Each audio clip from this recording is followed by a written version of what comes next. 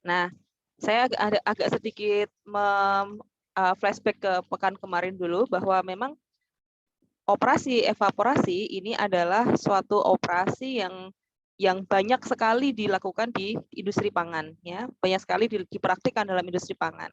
Karena memang pengurangan kadar air, kemudian kontrol dalam kandungan air dalam bahan pangan itu sangat dibutuhkan, teman-teman. Karena berkaitan dengan tekstur, ya, berkaitan dengan tekstur pangan, kemudian konsentrasi produk, ya, mouthfeel, gitu. Mouthfeel itu apa yang kita rasakan di mulut kita itu namanya mouthfeel. Kemudian umur simpan juga, ya.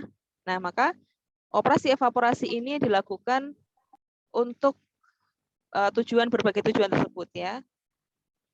Nah, teman-teman sudah saya berikan videonya di pekan kemarin, semoga sudah dilihat, ya. Karena saya lihat di YouTube views-nya sepertinya baru 60, berarti masih kurang, ya. Mungkin masih setengah mungkin, ya, setengah dari satu angkatan ini yang belum memperhatikan atau menyimak video tersebut. Tolong segera disimak, ya, Dek, ya. Nanti karena kalau kalian nggak melihat ini pengantar tentang evaporasi ini, teman-teman akan bingung nanti ke belakangnya, kan karena kita sudah masuk pada teknis perhitungan gitu. Nah, di awal ini mindset kita untuk perhitungan itu harus kuat dulu gitu, ya.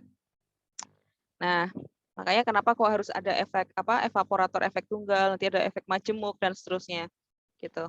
Oke, sebelum ke perhitungan coba kita lihat, kita simak dulu beberapa contoh, ya, dari video. Coba saya share.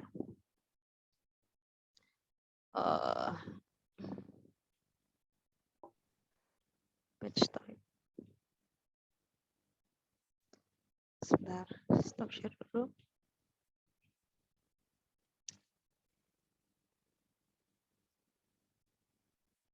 Nah, ini ada sebuah contoh, teman-teman, ada sebuah contoh pembuatan salt, ya, atau garam yang menggunakan prinsip evaporasi.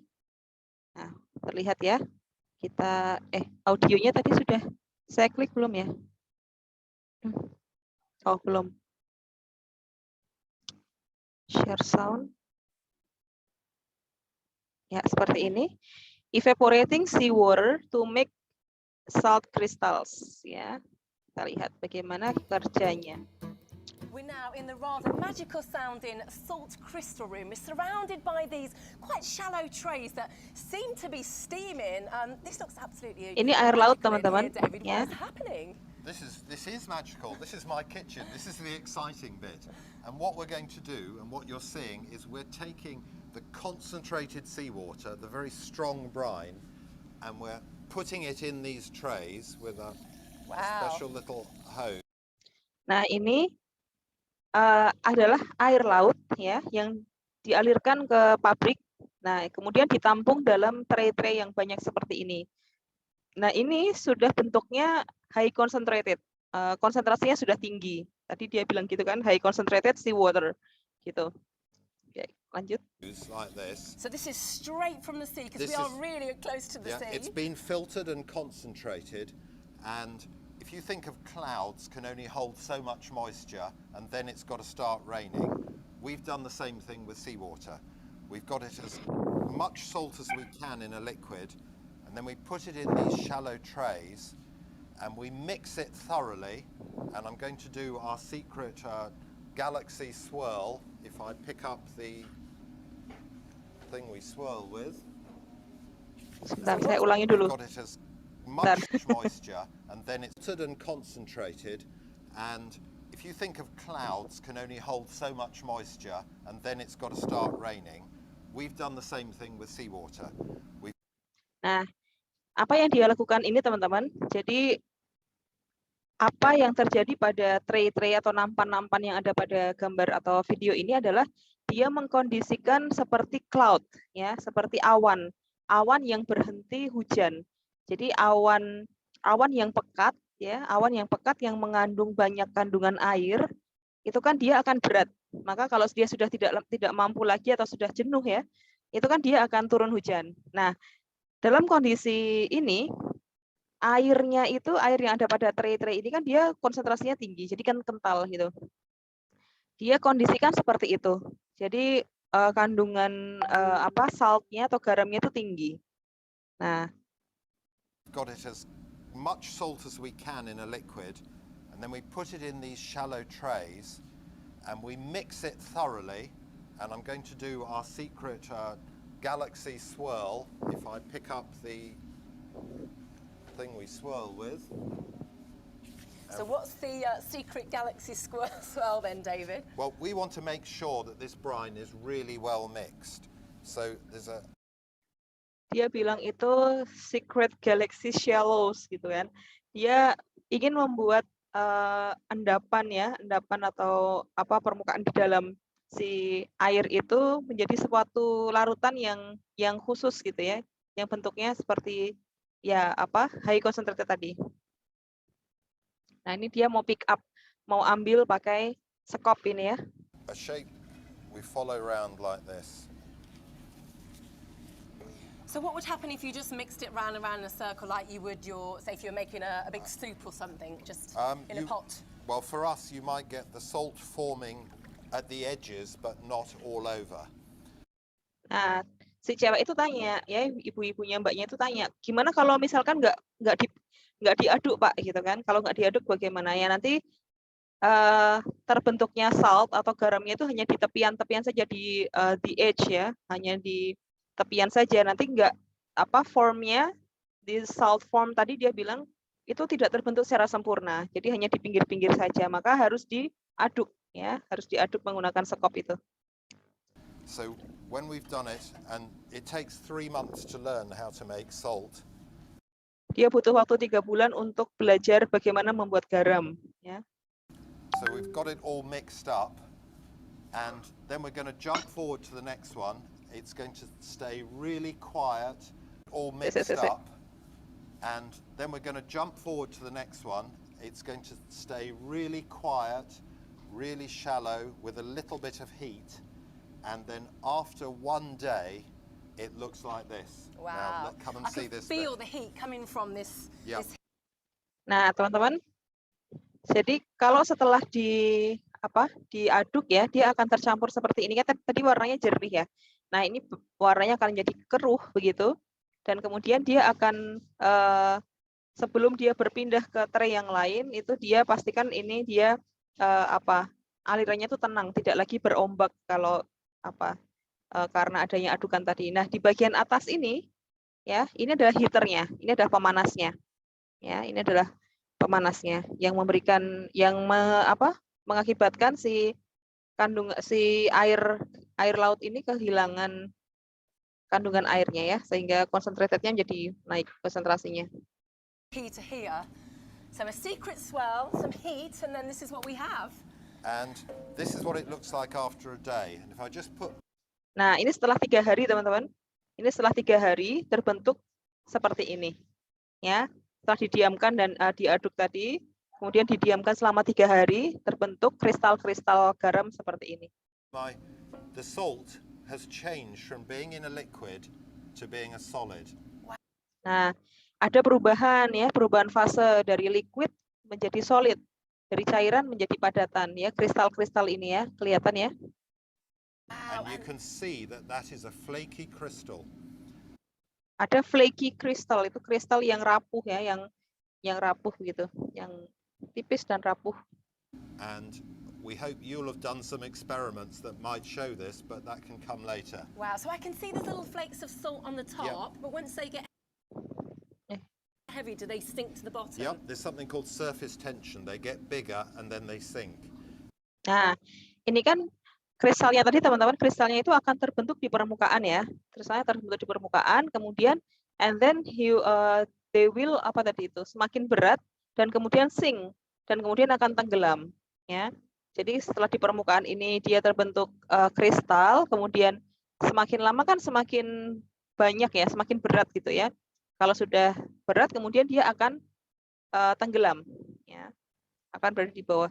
And it doesn't look like there's very much here, but if I now harvest some and we put this special food implement in, And you can see Wow. in that one day, there's the magical result. It looks like snowflakes, doesn't It it? does. You can see it Berapa Spark D? Day Bentar. implement in.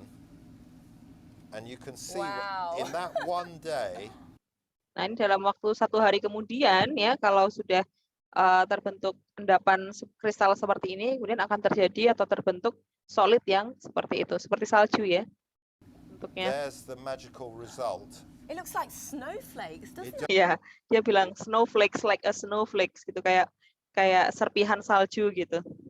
You can see it sparkling. You can Wow. see the water coming off.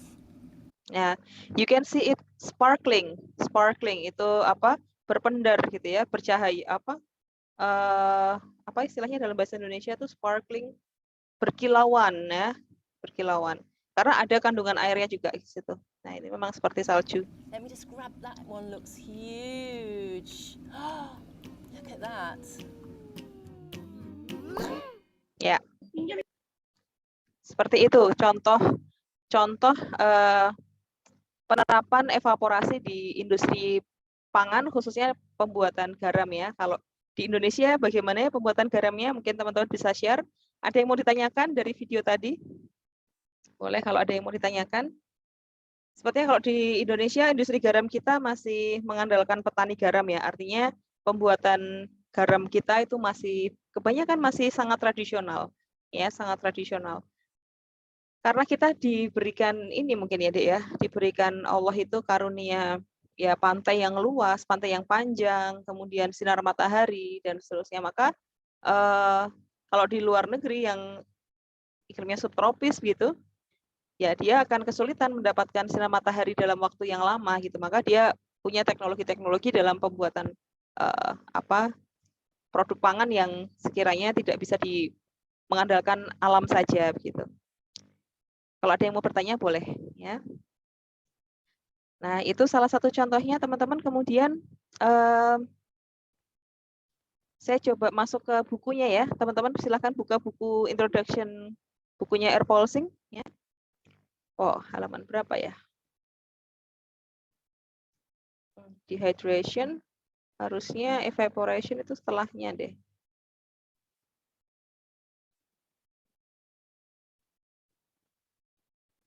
Ini masih pengeringan.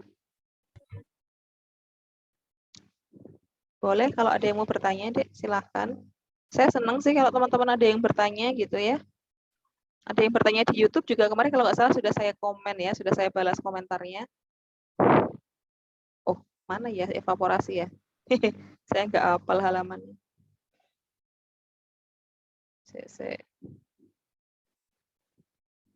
Dehydration, extrusion, packaging. Berarti sebelumnya. Membran separation, mass transfer. Nah, ini ya. 543, let's say kita cari 560.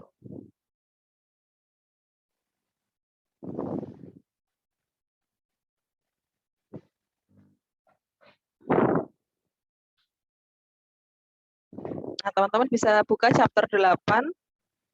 Kalau di teman-teman bisa search halamannya itu 566, tapi kalau PDF file PDF ininya di bukunya itu halaman 543. Ya. Chapter 8 evaporation. Oke, saya coba bantu teman-teman untuk mentranslate ya, at least mentranslate dulu apa yang dimaksud dalam buku ini. Ya. Oke, pendahuluan dulu ya. Evaporation is an important unit operation commonly employed to remove water from dilute liquid foods to obtain concentrated liquid products. Jadi evaporasi adalah sebuah satuan operasi yang sangat penting, yang biasanya commonly, yang saat ini ya, itu sudah umum digunakan untuk menghilangkan ya, remove, untuk menghilangkan air dari sebuah produk pangan yang liquid to obtain concentrated liquid products, untuk menciptakan produk pangan lain, produk pangan dengan apa Dek, dalam bentuk cairan yang lain yang lebih tinggi konsentrasinya. Ya, saya ingatkan lagi teman-teman bahwa memang evaporasi itu adalah menghasilkan atau dilakukan untuk produk yang dengan jenis cairan ya, liquid to liquid gitu. Nah, jadi makanya untuk remove water from dilute liquid food to obtain concentrated liquid products. Ya. Removal of water from foods provides microbiological stability and assists in reducing transportation and storage costs. Ya, jadi penghilangan air dari bahan pangan itu dapat menyediakan ya, provide atau menyediakan itu stabilitas dalam kinerja atau kandungan mikrobiologis di dalamnya. Dan juga assist in reducing transportation, dan juga untuk mengurangi biaya penyimpanan dan transportasi. Ya. A typical example of the evaporation process is in the manufacture of tomato paste, usually around 35% to 37%. Nah, biasanya yang salah satu contoh ya proses dalam manufaktur itu kita pembuatan pasta tomat atau saus tomat gitu ya. Yang biasanya dia 35% sampai 37% dari total solidnya.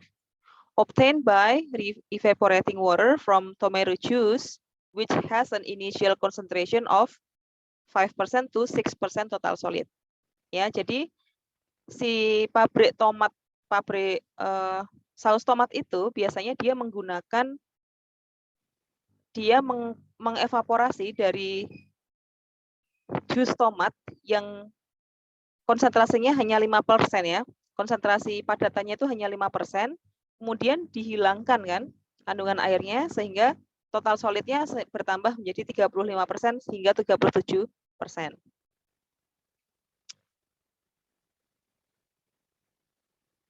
Oke. Sebentar ya Nasrullah, nanti saya jawab. Oke. Ya, jadi itu teman-teman. Kadar air awalnya konsentrasi awalnya 5% ya, kemudian dievaporasi hingga total solidnya 35%. Jadi meningkat ya, konsentrasinya meningkat. Konsentrasi yang meningkat itu artinya apa teman-teman? Lebih kental ya.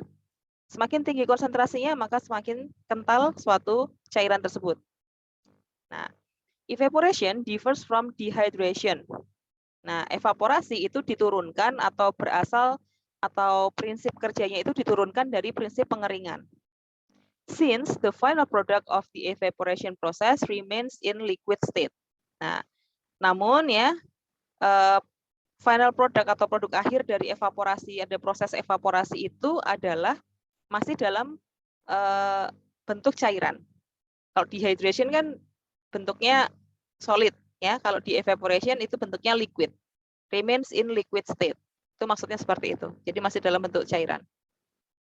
It also differs from distillation since the vapors produced in the evaporator are not further divided into fractions. Nah, ini juga masuk atau diturunkan dari prinsip kerja dari distilasi, teman-teman. Nah, namun uap air ya, atau dalam hal ini adalah uap panas yang dihasilkan dari evaporator ya, itu tidak kemudian divided atau membagi atau memisahkan larutan itu atau cairan itu dalam fraksi-fraksi ya.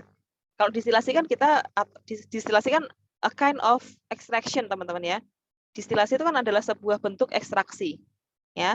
Misalkan kita mau mengekstraksi oleoresin dari sebuah biji cabai misalkan, kita mau pisahkan oleoresin dari berbagai komponen yang lain.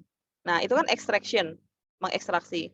Itu kan memisahkan komponen fraksi oleoresin dengan fraksi komponen atau bahan yang lain.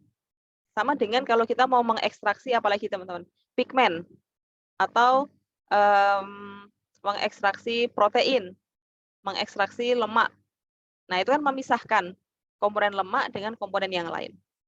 Tapi kalau evaporasi itu enggak, ya. Evaporasi itu hanya menghilangkan sebagian airnya. Remove water aja. Ya, tolong ini dipahami betul teman-teman ya. Itu bedanya.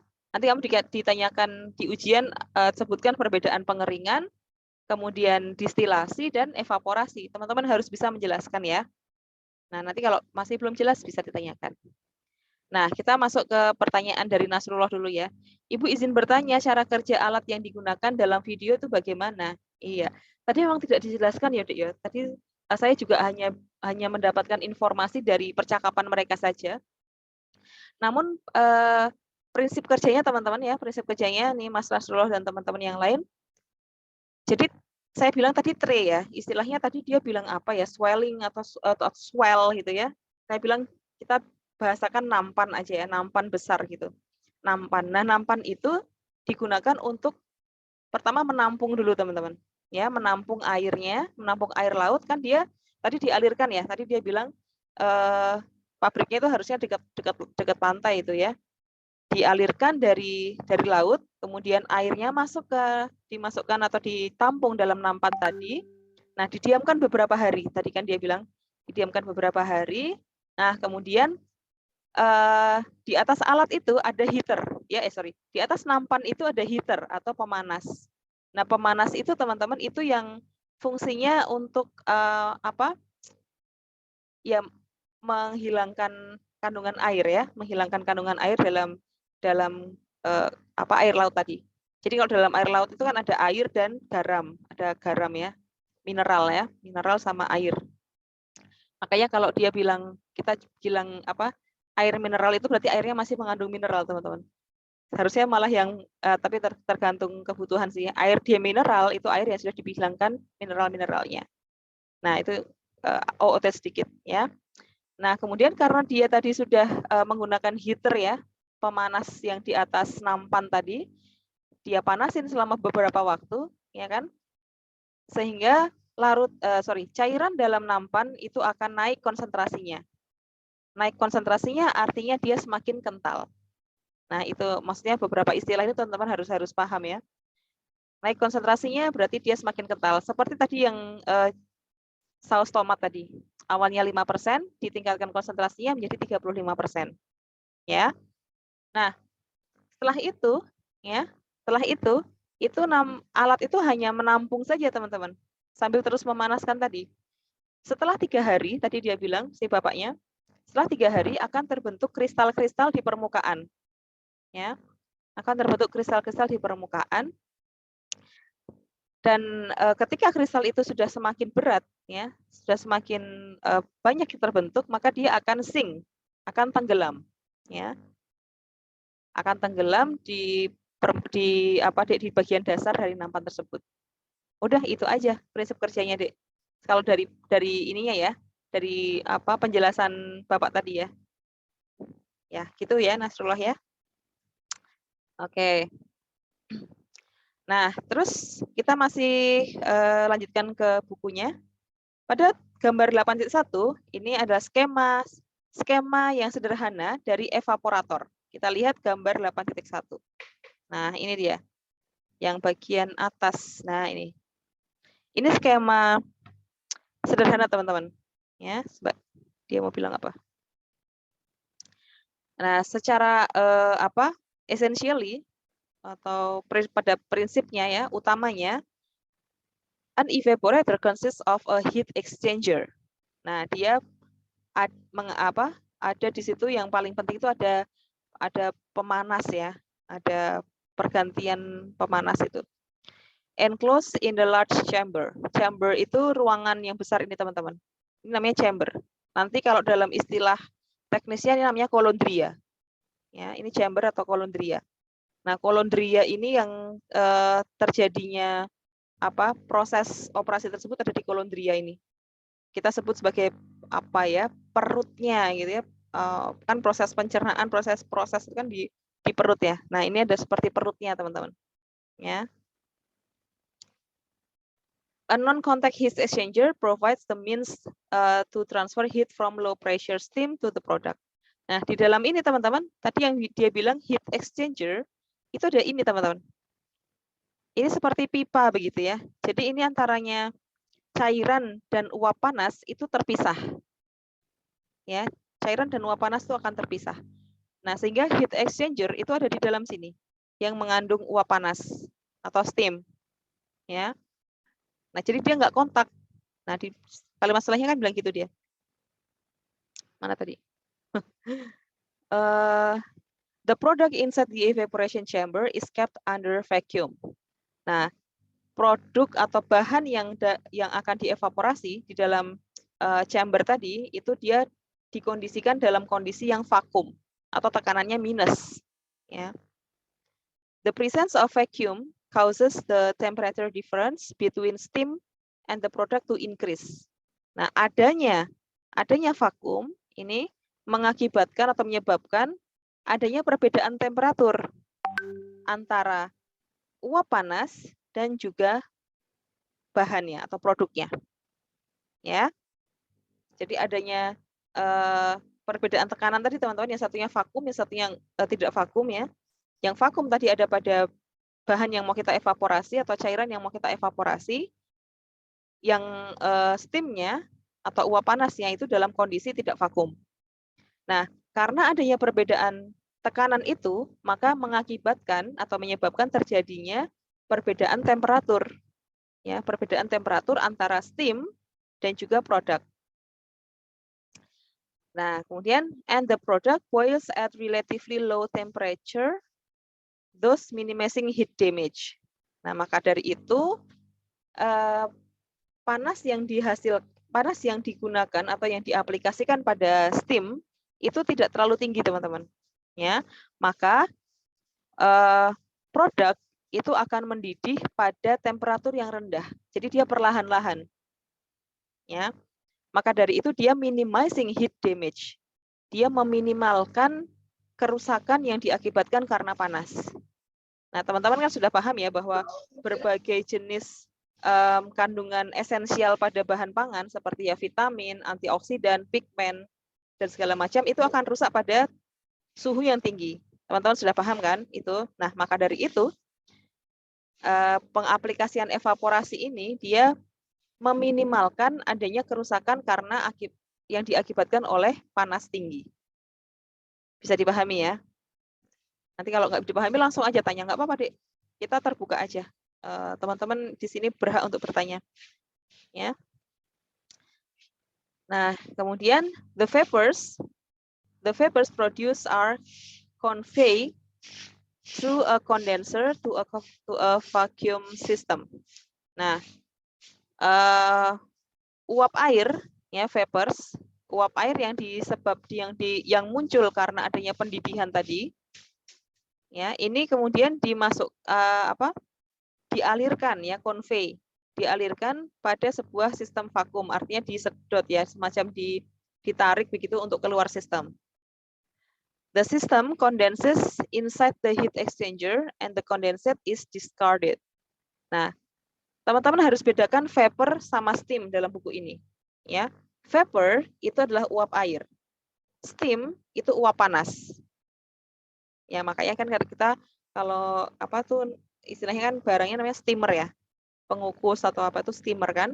Nah, steam itu uap panas, vapors itu uap air. Maka nanti ketika saya menjelaskan rumus, teman-teman bisa memahami ya, nggak bingung karena konsepnya itu vapor itu uap air, steam itu uap panas. Ya. Nah, kemudian the steam atau uap panas tadi condenses inside the heat exchanger. Dia akan terkondensasi. Ya. Dia akan mengkondensasi ya.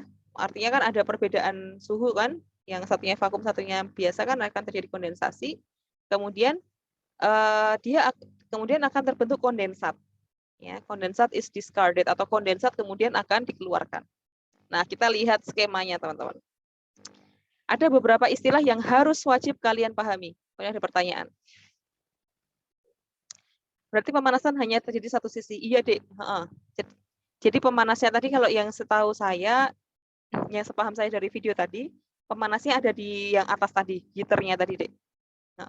Jadi nampan itu hanya untuk penampung saja. Gitu Nasrullah ya. Terima kasih pertanyaannya. Nah, kita masuk pada skemanya ya. Skemanya. Nah, ini ada beberapa istilah yang mungkin istilah baru ya buat kalian. Harus kita pahami karena nanti pas membahas rumus nanti istilahnya pakai bahasa Inggris. Sorry, apa simbolnya? Ya. Oke, yang pertama dulu. Yang pertama steam masuk, ya. Uap panas masuk. Ini evaporatornya, teman-teman. Ya, ini evaporatornya. Yang saya bilang tadi ini yang berbentuk silinder ini adalah evaporatornya. Nah, ini steam atau uap panas itu masuk ke dalam sistem. Teman-teman bisa lihat di sini. Oh, saya coba pakai videonya air pulsing aja coba ya. Dia pakai ini warna-warni bagus. Bentar. Mana ya? Nah, ini.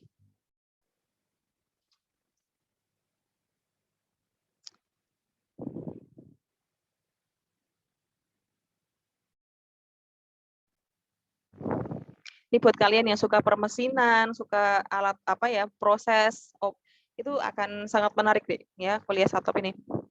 Karena kita nggak membahas tentang kimia-kimia. Enggak deh. Kan kita kalian juga nah ini ya. Single effect evaporator. Saya mau jelaskan bagaimana prinsip kerja dari evaporator secara umum dulu. In this tutorial, we will look at a single effect evaporator. Ya, saya stop aja karena ini kemudian dia akan membahasnya dalam bahasa Inggris. Saya cuma butuh gambar ini. Teman-teman perhatikan warna anak panah ya. Warna anak panah ini. Ada dua hal yang masuk dalam evaporator, teman-teman. Ada dua jenis atau dua bahan nanti ya, dua massa yang masuk dalam evaporator. Yang pertama adalah uap panas atau steam. Yang kedua adalah raw juice atau ya kita mungkin ini ibaratkan jus ya, kita produksi jus gitu atau cairan mentahnya ya, jus yang mau kita evaporasi. Jadi dua itu yang masuk ke sistem, uap panas dan jus ya, bisa dipahami ya. Nah, uap panas di sini akan mengalir ya dalam apa deh istilahnya tuh, dalam tadi heat exchanger ya, dalam kolom-kolom yang terpisah dengan jusnya. Kalian bisa lihat steam ini warnanya merah ya. Nah, ini akan merah, merah, merah. Nah, yang jelas ini setiap kolomnya ini ada penghubungnya ya. Cuman ini karena apa deh keterbatasan ilustrasi saja mungkin ya. Jadi ini masing-masing kolom ini harusnya ada penghubungnya sehingga sumber panasnya itu memang dari satu hal ini. Dari satu yang dialirkan di depan. Ya. Oke. Kemudian raw juice, dia akan berwarna kuning. Anak panahnya berwarna kuning. Nah, raw juice akan dipompa ke atas, teman-teman. Biasanya memang steamnya itu dari atas, kalau raw juice-nya dari bawah. Nah, maka di sini nanti harusnya ada pompa. Ya, ada pompa yang kemudian dia akan menarik atau memompa ke atas ya, memompa ke atas. Nah, gini. Ya. Nah, kemudian sistem ini dia jalurnya berbeda dengan raw juice, teman-teman. Jadi ini tidak ada kontak antara steam sama raw juice. Dia ada pembatasnya yaitu kolom-kolom. Ya, teman-teman bisa membayangkannya seperti apa ya? Misalkan dalam satu botol ya. Bayangkan dalam satu botol, nah di dalamnya teman-teman kasih satu pipa kecil ya di dalam botol itu. Nah, pada botol kita isi jus ya. Kemudian di pipa kecil tadi kita isi uap panas. Nah, jadi kan tidak ada kontak langsung antara uap panas dengan jusnya. Bisa dimengerti ya? Seperti itu gambarannya. Jadi ini tidak ada kontak langsung. Sudah ada jalurnya masing-masing. Oke. Nah, raw juice. Ya, gimana, Dek? Ini uap panasnya ini sumbernya nih dari mana, Bu? Dia kok tiba-tiba muncul? Oh iya, tiba-tiba muncul. Iya. Oh, tadi saya lupa menampilkan ya di dalam PPT saya yang sebelumnya, yang di PPT lah, yang bentuk PPT kemarin, video kemarin itu ada gambar boilernya kalau nggak salah ya. Jadi di sebelah sini, saya pilih gambar ya. Di sebelah kiri ini kalau steamernya ada di sini ya. Di sini tuh ada boiler. Boiler itu fungsinya untuk mendidihkan air. Nah, di dalam boiler itu isinya air, Dek. Ya, di dalam boiler itu isinya air, kemudian dia dipanaskan. Nah, dipanaskan, habis itu kan dia menghasilkan uap panas toh. Ya kan, menghasilkan uap panas. Nah, uap panas dari boiler tadi itu akan disalurkan menjadi steam tadi, Dek. Ya. Coba saya gambarkan. Soalnya di PowerPoint nggak ada gambarnya kayaknya ya. Saya join dari tab coba.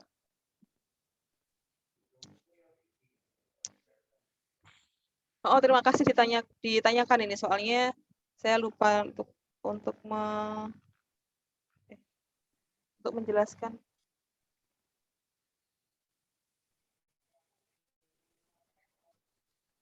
Nah, saya stop share.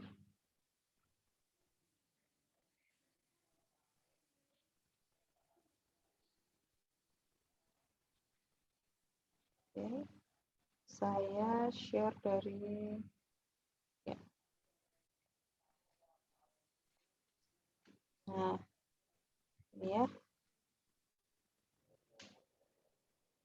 Saya coba gambarkan. Oke.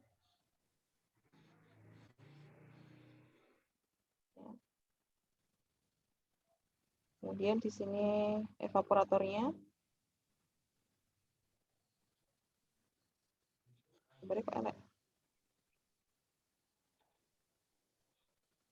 Nah, ini yang saya bilang tadi, ini air gitu ya. Air, kemudian ini dipanaskan, Dek. Ya. Ada perlakuan suhu di situ, temperatur. Ya. Ini kemudian dia menghasilkan steam, uap panas. Nah, uap panasnya kemudian dialirkan ke evaporator. Ya. Ini evaporator. Gitu. Memang ini namanya kita sebut boiler. Pendidih. Boiler. Ya. Ini dia akan masuk ke sini, steam. Ya kan? Nah, tadi kita nggak usah lah pakai videonya Paulsen, saya gambar sendiri aja. Kemudian steam masuk. Kemudian tadi ada apa deh yang masuk tadi? Jus ya.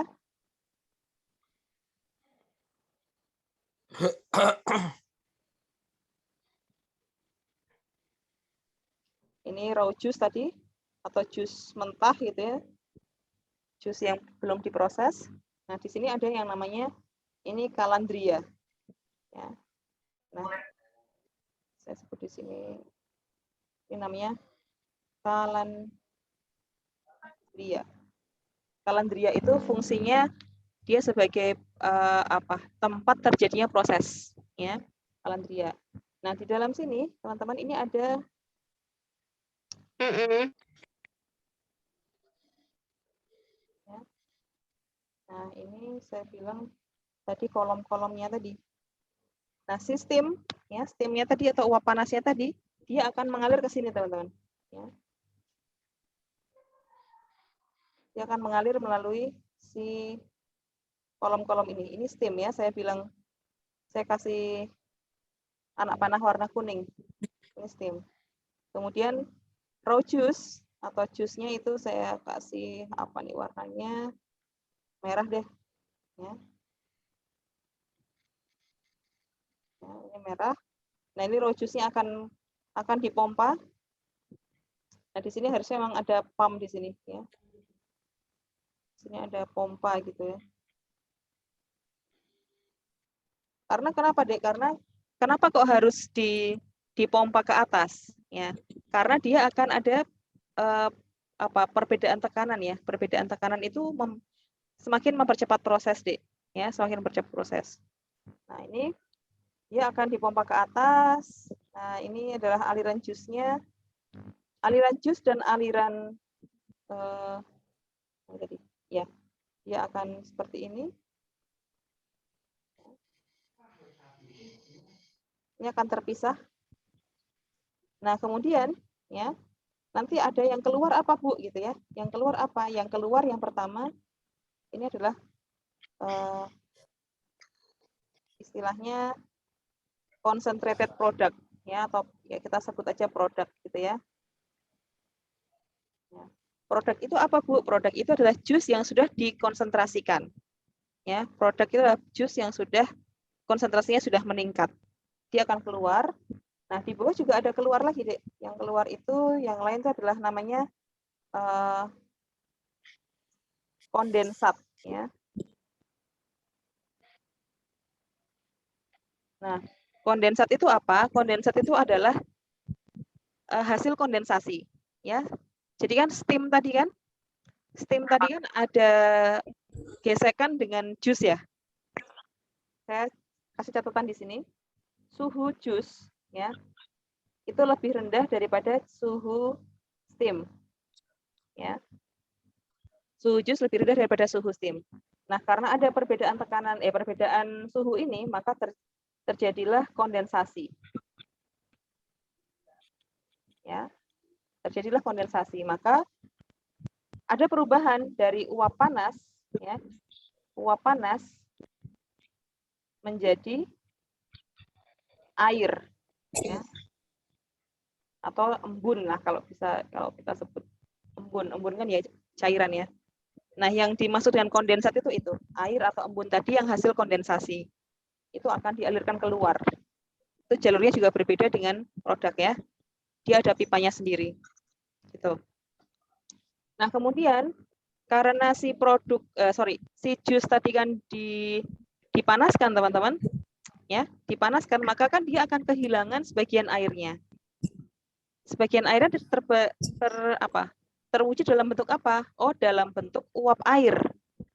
Ya, uap airnya di sini akan dikeluarkan juga melalui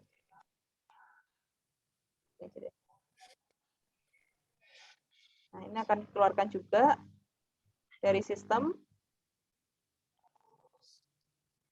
uap air. Uap air ini adalah hasil dari jus yang dididihkan. Ya, jus yang dididihkan. Ya, jadi bisa dipahami teman-teman harus yang perlu diperhatikan di sini adalah istilah ini steam. Kemudian ini nanti kita bisa dalam buku nanti ini deh istilahnya tuh feed. Ya, istilahnya tuh FEED. Ya, produce atau bahan yang masuk itu namanya feed. Kemudian produk, kondensat, dan uap air. Nah, itulah nanti yang akan kita ublek-ublek dalam perhitungan. Ya. Jadi intinya teman-teman kan ingat ya bahwa kalau kita berbicara tentang mass balance ya, kesetimbangan massa kan massa yang masuk sama dengan massa yang keluar. Nah, massa yang masuk itu apa? Diidentifikasi, Dek. Yang masuk apa aja, Dek? Yang masuk dalam sistem.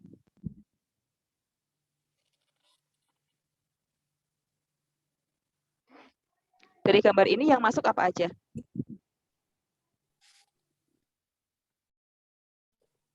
Steam sama raw juice-nya, Bu. Oke, betul. Steam dan raw juice. Pintar. Yang keluar apa saja?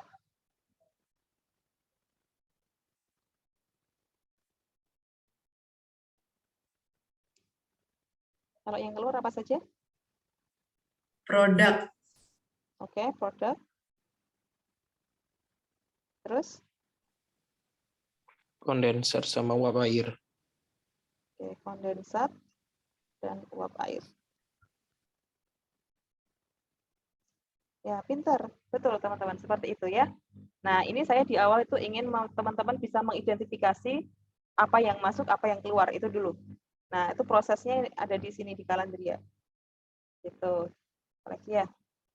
Coba kita lihat chat. Ada apa di chat? Raw juice dan udara panas. Ya, betul Faiz ya. Terima kasih sudah menjawab. Baiklah. Terus setelah itu kita balik lagi ke buku. Stop share. gambarnya teman-teman, skemanya seperti itu kira-kira. Kita kembali lagi ke bukunya. Saya minum dulu.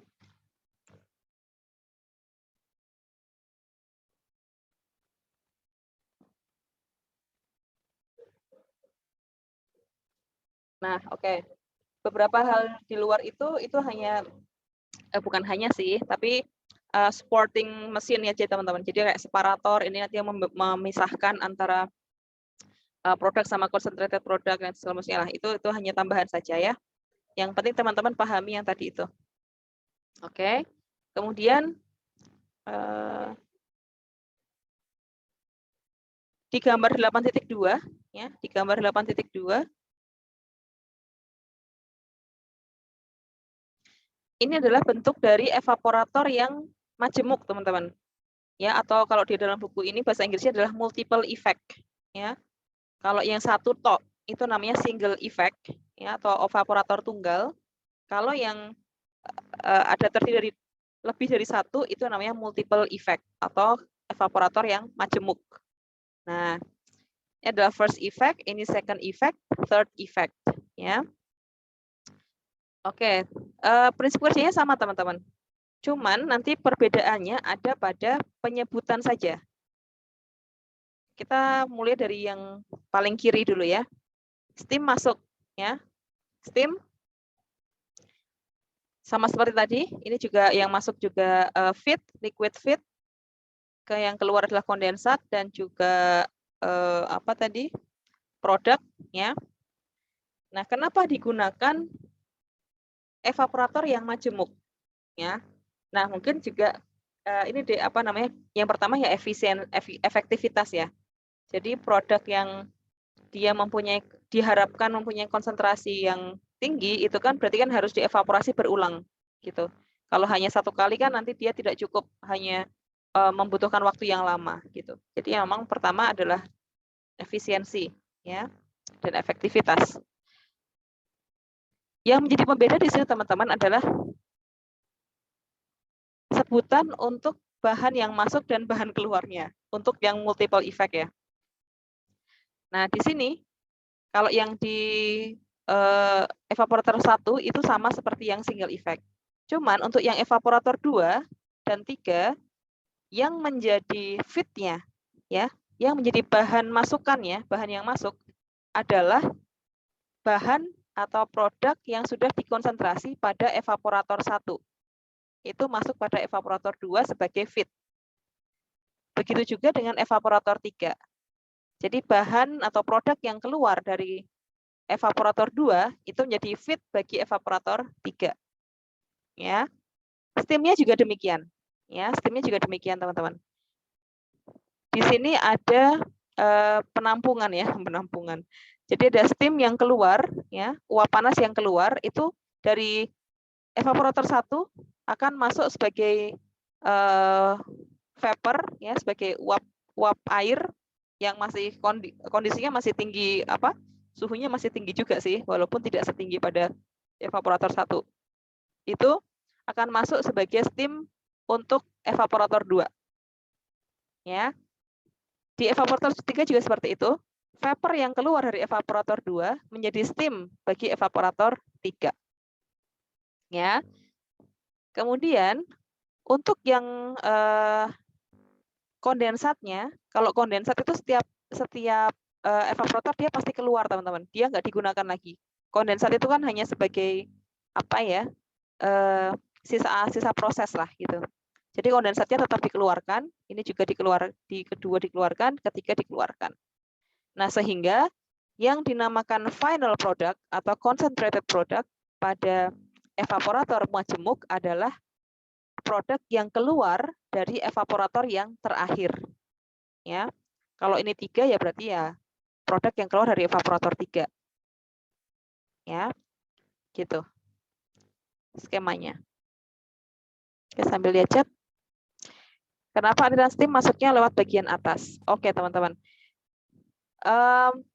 Ini berkaitan dengan efisiensi energi, teman-teman ya. Berkaitan dengan efisiensi energi. Kan steam itu dia sifatnya ringan ya. Sifatnya ringan. Ya.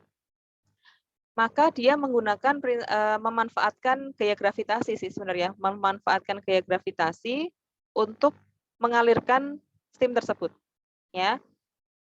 Kemudian satulah hal lagi, kenapa dia di atas bukan produknya yang di bawah adalah kita ingin menambahkan tekanan ya, tekanan pada produk itu agar dia ketika bersentuhan dengan panas pada steam ya, produk liquid bersentuhan dengan steam itu dia akan semakin mudah untuk menguap ya kandungan airnya. Coba kita lihat di buku ada nggak penjelasannya ya. Coba kita cek.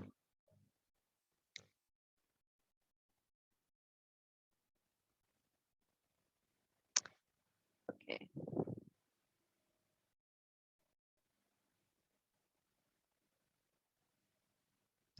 Nggak ada ya.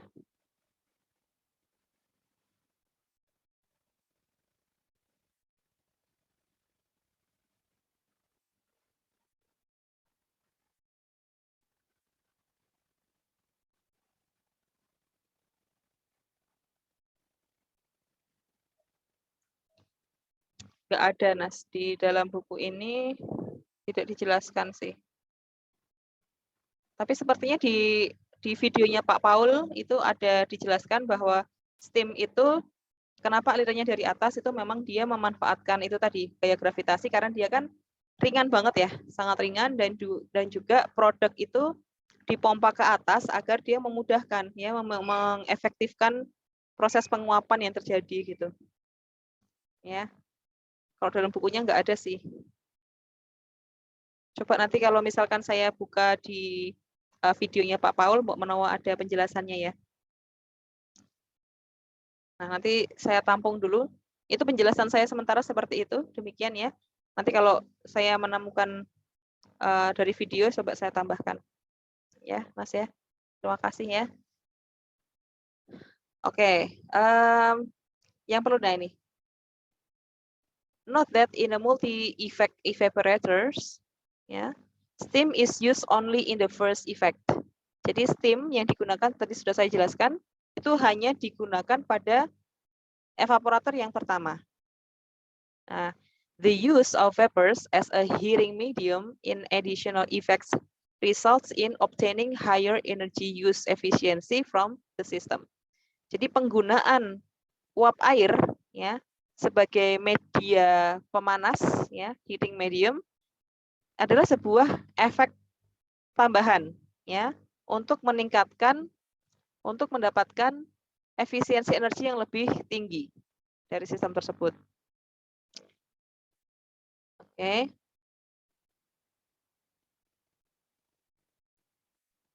Nah, yang saya jelaskan tadi, flow yang saya jelaskan tadi, aliran itu namanya adalah forward feed system. Ya, forward feed system. Tapi ada juga dalam industri itu yang menggunakan aliran atau bentuk aliran yang lain, teman-teman. Ya. Other flow arrangement used in industrial practice include backward feed system and parallel feed system. Jadi kalau ada juga yang yang mendatar tuh ada yang kalau yang tadi saya jelaskan kan dia vertikal ya. Nah, kalau yang parallel food systems itu dia horizontal. Nah, itu tergantung produknya ya. Kalau biasanya kalau dia itu tidak membutuhkan konsentrasi yang high banget ya. Misalkan kita ingin memproduksi kental manis tadi yang saya gambaran yang paling gampang ya. Atau tomato paste gitu kan. Nah, itu kan untuk lebih efektifnya kita gunakan yang vertikal tadi. Tapi kalau misalkan hanya sedikit pengurangan airnya, ya mungkin menggunakan horizontal bisa gitu. Ya, kemudian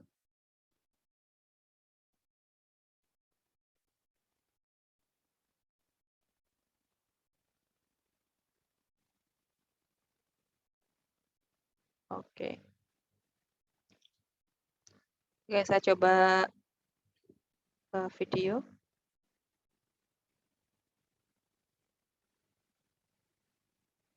Multiple effect. Ya, multiple effect dulu deh ya.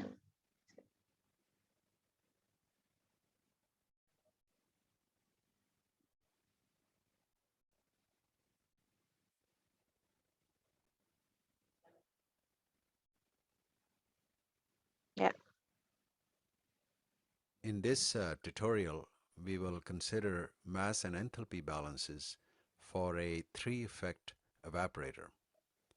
As we see here in this schematic, we have identified various quantities related to the feed stream, the streams for vapors, for the concentrated product, for steam, as well as for condensate. So let's first write the mass balance. So for the feed, the mass flow rate is m dot f Oh, wait. entering. Oh, wait. Ini dia sudah masuk pada rumus ya. Sebelum ini, sebelum ini apakah ada yang lain? Sebentar. Single effect, evaporasi, satu. Oke. Oke, nanti kalau rumusnya sebentar. Nanti saya sebelum ke rumus,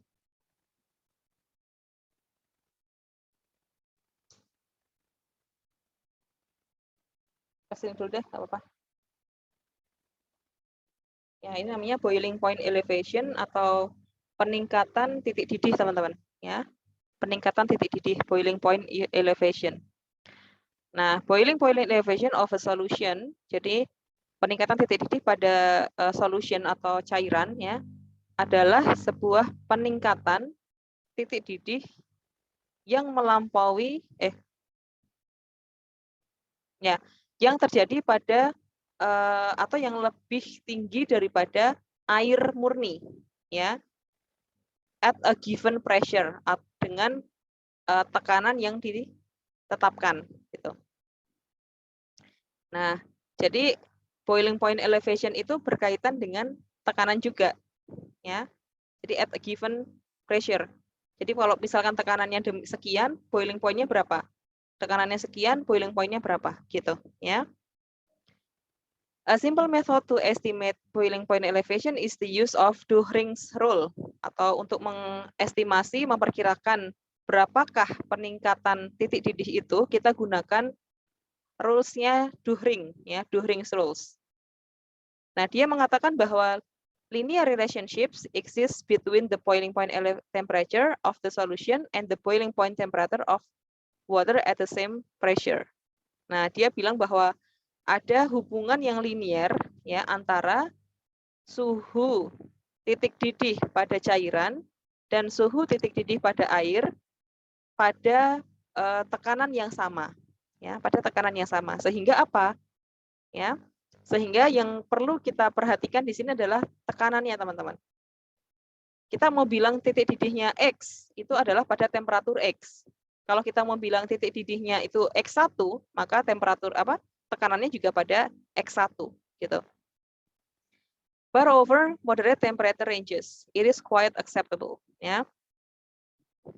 Nah, kemudian kita lihat di sini boiling point of water dan boiling point of solutions, ya. Saturated solutions itu adalah cairan jenuh, teman-teman. Saturated solution itu adalah cairan jenuh, ya.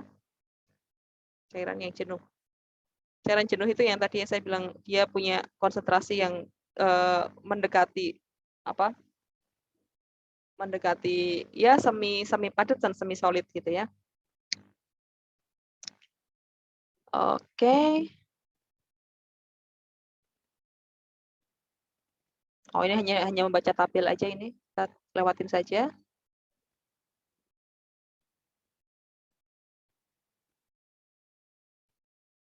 Nah, ini ada beberapa jenis evaporator. Coba saya pakai videonya Pak Paul aja. Jadi yang pertama ini adalah falling film evaporators, ya, falling film evaporators. In falling film evaporators, long tubes of diameters from 5 centimeter to 25 centimeter are used. The liquid feed enters from the top, and the liquid flow inside the tubes is by gravity. But the design gets complicated to get a uniform distribution of the liquid as it flows down inside the tubes. To obtain improved distribution of the flow, distributors are used. Also, sometimes spray nozzles are used to minimize any non-uniform distribution of the liquid feed. The falling film evaporators can handle more viscous products than the rising film evaporators, because here now the flow is mainly by gravity. Typically, heat-sensitive products such as orange juice concentration is done in these types of evaporators. The such as orange is mainly by gravity. Such as orange juice concentration is done in these types of evaporators. The Evaporator yang jenis pertama ya, nanti ada jenisnya kan tadi ada single sama multiple berdasarkan jumlah evaporasinya teman-teman ya. Nah tapi untuk ini penggunaan ada namanya falling film, ada lapisan ya yang digunakan pada evaporator ini. Nah falling film evaporator itu mempunyai tubes atau pipa ya, pipa yang diameternya 5 sampai 25 cm ya. Nah, ini pipanya. Kemudian liquid flow by gravity. Nah, kalau di sini feed-nya itu ada di atas ya. Feed-nya itu di atas karena apa? Karena dia memanfaatkan gravitasi ya, memanfaatkan gravitasi sehingga tidak perlu pompa tadi. Ya, tidak perlu pompa. Nah, kemudian design is complicated to allow uniform distribution of liquid flowing down. Nah, desain ini dibuat rumit ya untuk membuat distribusi yang seragam dari flowing down-nya. Jadi aliran ke bawahnya.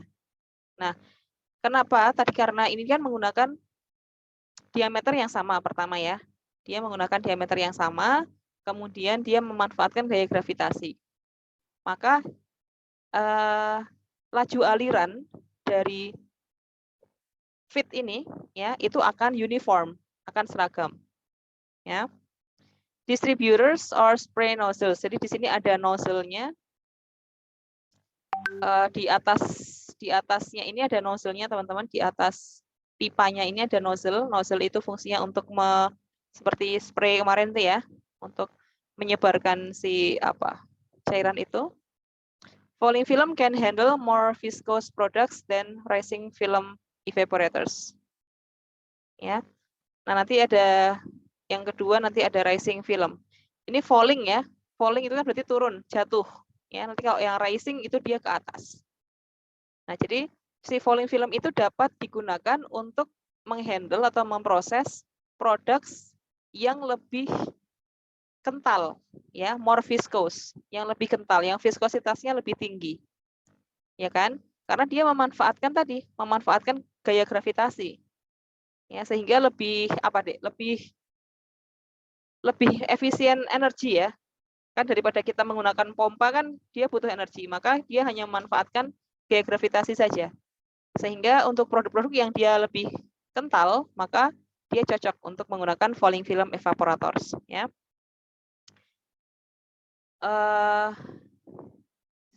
Typical residence time is fairly. Dan dapat juga digunakan untuk produk yang heat sensitif, ya. Digunakan untuk produk-produk yang sensitivitas terhadap panasnya itu rendah atau sangat sensitif. Artinya apa? Artinya jika dia dikenai sebuah kalor dengan temperatur yang tinggi, maka dia akan kehilangan beberapa jenis kandungan gizinya. Ya. Contohnya seperti itu untuk kandungan gizi, atau bisa rusak antioksidannya, bisa rusak proteinnya, bisa rusak pigmennya, seperti itu teman-teman. Itu kan beberapa contoh kandungan gizi pada pangan yang sensitif terhadap panas. Ya, sehingga dia si falling film ini kan dia menggunakan suhunya yang tidak terlalu tinggi ya. maka dia bisa cocok untuk produk-produk yang sensitif terhadap panas. Short, anywhere from 20 to 30 Nah, 30 seconds in comparison to 3 to 4 minutes in the rising film, comparison to the short types of evaporators. The typical residence time is fairly short, anywhere from 20 to 30 seconds in comparison to 3 to 4 minutes in the rising film evaporators. nah, ada dia membandingkan typical residence time atau waktu yang dibutuhkan untuk tinggal ya, untuk tinggal dalam evaporator tersebut. Dia menggunakan waktu atau dia hanya membutuhkan waktu yang singkat teman-teman prosesnya. Dia hanya 20 sampai 30 detik comparison atau dibandingkan compare to racing film yang dia residence time-nya itu 4 sampai 5 menit ya. Jadi cairan itu ada di dalam sistem itu 20 sampai 30 detik saja. Kalau yang falling film, kalau yang di rising film itu 4 sampai 5 menit. There is Nah, another variation. Ini rising film tadi rising udah ya? Ini rising falling ya. Sebentar. Tadi. Oh, ini yang rising falling. Ini yang sebentar. Ya kan enggak. Kalau rising itu dia naik ya teman-teman ya. Sunrise itu kan matahari terbit gitu. Jadi kalau rising itu dia aliran feed-nya itu naik ya seperti yang tadi saya jelaskan di evaporator yang sebelumnya ya. Maka sebenarnya feed-nya itu di bawah tadi kata Nasrullah, kenapa feed-nya itu di bawah, kenapa steam-nya di atas gitu kan. Nah, ini steam-nya biasanya memang ada di atas feed ya secara umumnya. Nah, ini yang kita lihat rising falling. Jadi ada variasi ya, ada perbedaan flow, aliran dari feed dan steam-nya. Ini ada naik kemudian turun. Ya, flow-nya dari feed itu naik kemudian turun. Kita lihat anak panahnya. In the second part of the Nah, evaporator, seperti itu. as Jadi seen dia in naik this kemudian animation. turun. So the liquid feed first goes through the rising film. Ya, bisa terlihat ya teman-teman ya. Panahnya naik kemudian turun. Ya, naik turun, naik turun. Section where the feed gets pre-concentrated, and then it is allowed to fall by gravity in thin films in the falling film section. Nah, dia naiknya itu ada pompa di bawah, di dalam sini teman-teman, ada yang memompa ke atas, kemudian turunnya itu menggunakan gaya gravitasi. Ya, jadi tidak ada pendorong di atas. Of the evaporator. Again, these types of variations allow use of these evaporators for specific applications for heat-sensitive foods. Ya, seperti itu. Itu beberapa jenis evaporator. Ya, ada yang rising seperti yang tadi di gambar saya, ya, ada di buku juga. Kemudian yang falling seperti yang tadi dijelaskan Pak Paul di depan, yang flow alirannya itu feed-nya di atas, kemudian dia menggunakan gaya gravitasi sehingga aliran feed-nya itu ke bawah semua. Kemudian ada juga yang rising falling. Ya, dia awalnya dipompa, kemudian alirannya kemudian turun menggunakan gaya gravitasi. Ya. Oke. Itu selanjutnya kita lihat bukunya sampai mana tadi? Di buku sudah ada juga teman-teman, ada agitated, ada force circulation. Coba saya tampilkan ya.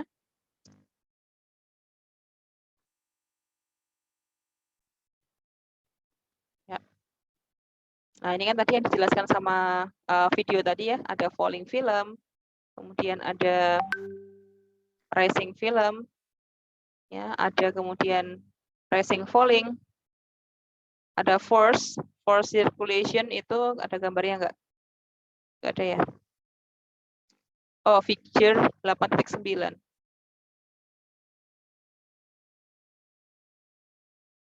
Force circulation evaporator.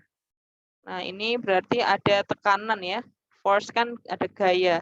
Jadi sirkulasinya itu diberikan tekanan. Ya, kita lihat nanti teman-teman bisa baca sendiri. Nanti kalau ada istilah yang tidak dipahami bisa tanya saya. Kemudian ada agitated thin film evaporator. Ya. Kita skip aja. Kemudian ini ada beberapa perbedaan ya. Ada beberapa perbedaan yang types of evaporators employed in concentrated liquid foods. Ya. Jadi jenis-jenis evaporator yang digunakan untuk mengkonsentrasikan produk pangan cair.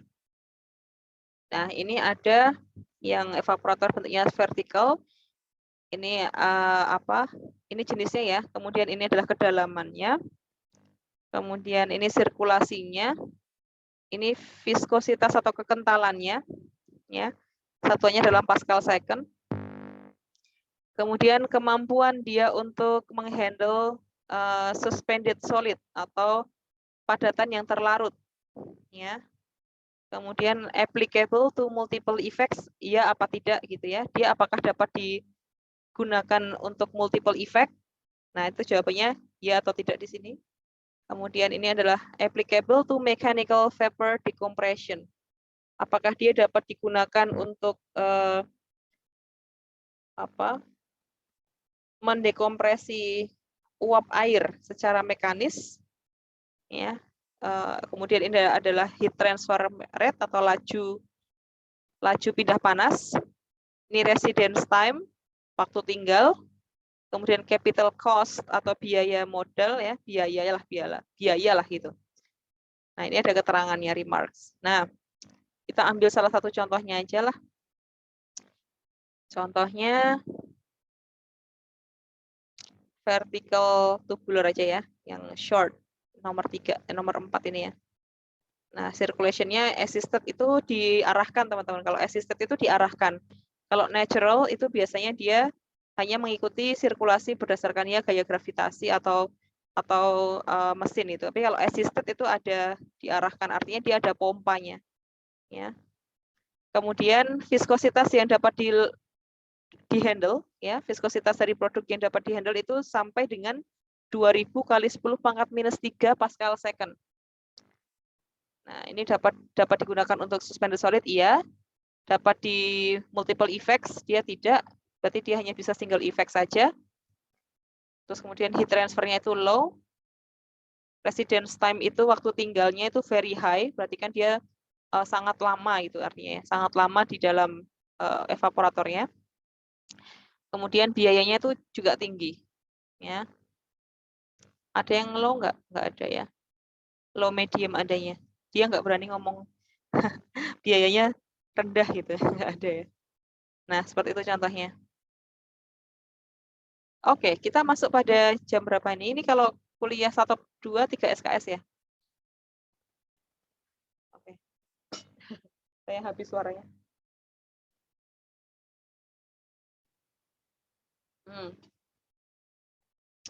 Oke.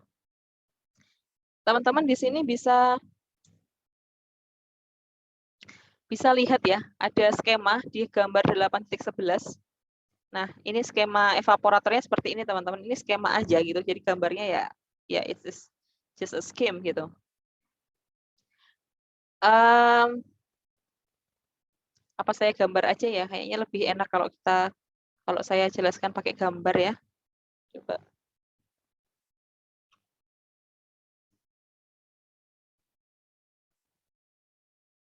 Saya gambar pakai tab tadi aja.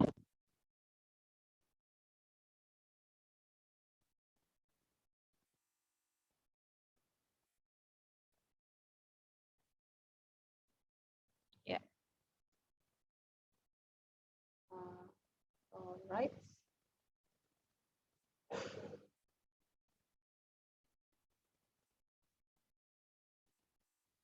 Nah, ini gambarnya teman-teman. Gambar saya jelas ini. Oke, ya. Ini kan tadi skemanya seperti ini. Ada evaporatornya. Ya.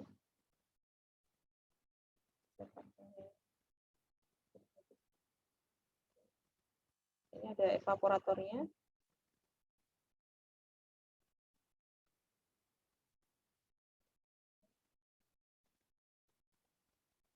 Nah, kemudian di sini ada kalandrianya. Kok kurus banget ya?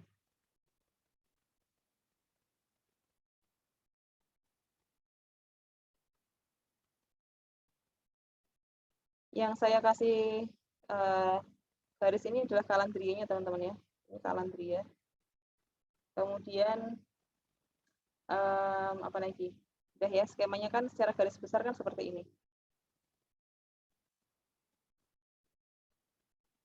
Gambar saya kemarin jelek ya, biasanya bagus. Kali ini biar enak gitu melihatnya. Kayaknya sama aja Bu gitu, sama jeleknya. Ya pola. Ya udah. Nah, yang saya kasih garis warna apa ini? Kuning ya, saya kasih gambar garis warna kuning. Ini adalah batas kalandrianya. Kita lihat dari aliran masuk dulu teman-teman ya. Kita lihat dari aliran masuk.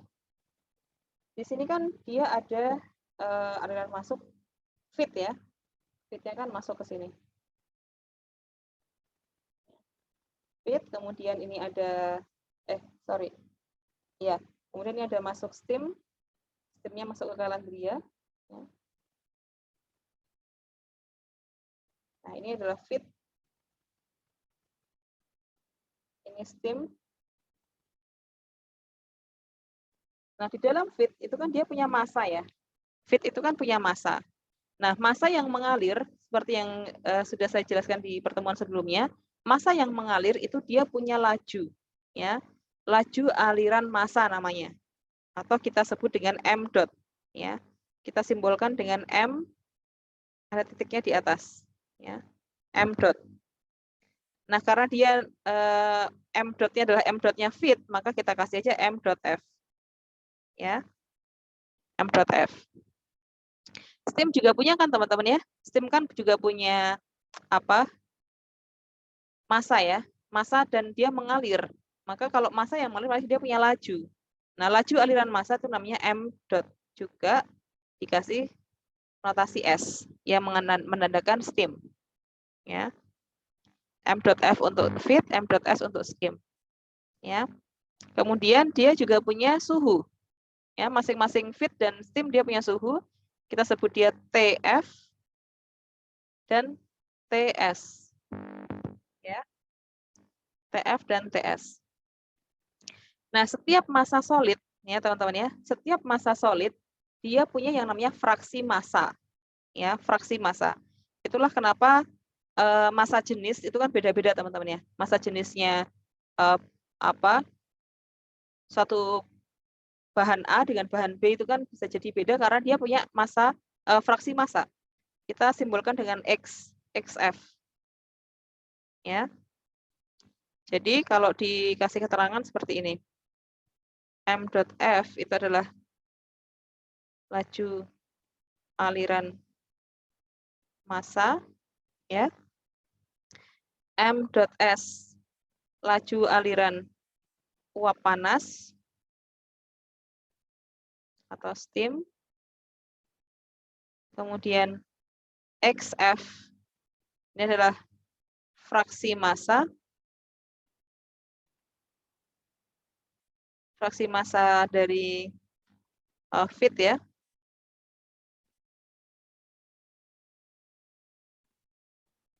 Feed itu bahasa Indonesianya ya umpan gitu ya, bahasa Indonesia umpan.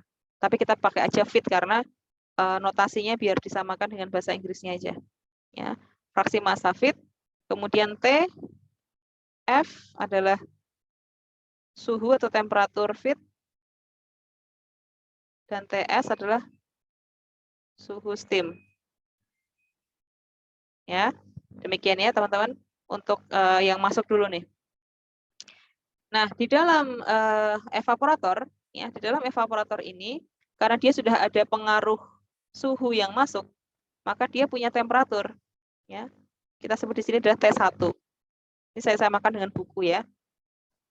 Nah, T1 itu adalah suhu evaporator. Ya, T1 adalah suhu evaporator. Oke, kemudian kita identifikasi yang keluar. Ini U apa ya? U itu tekanan ya kayaknya. Bentar. Saya lihat. Karena di buku itu ada U dan A, tapi tidak.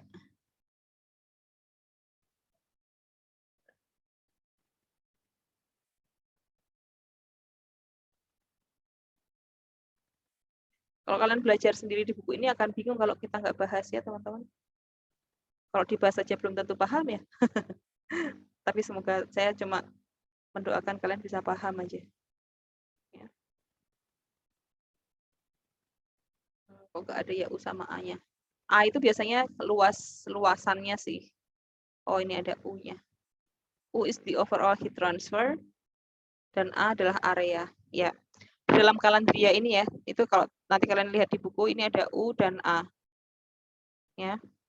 Di mana U itu adalah apa tadi itu? Overall heat transfer coefficient. Ya, koefisien pindah panas. Ya. Koefisien pindah panas nanti satuannya watt per meter persegi Kelvin.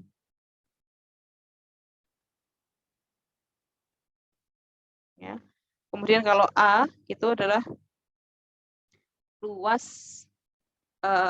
dari pindah panas. Luas area pindah panas. Ya, diameter persegi lah. Ya. Nah, kemudian kita lihat yang keluar. Tadi kan yang masuk ya. Kemudian yang keluar. Berarti yang keluar tuh apa saja tadi kan? Ada kondensat, ya. Ada kondensat, ada produk, ada uap, ya. Kondensat itu kita simbolkan tuh biasanya pakai C, ya. Ya. Kondensat itu pakai C kecil. Di buku apa pakai apa?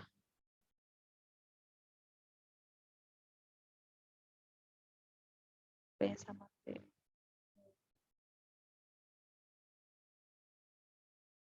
Oh, dia pakainya S juga karena ini kondensat dari steam ya. Kondensat dari steam.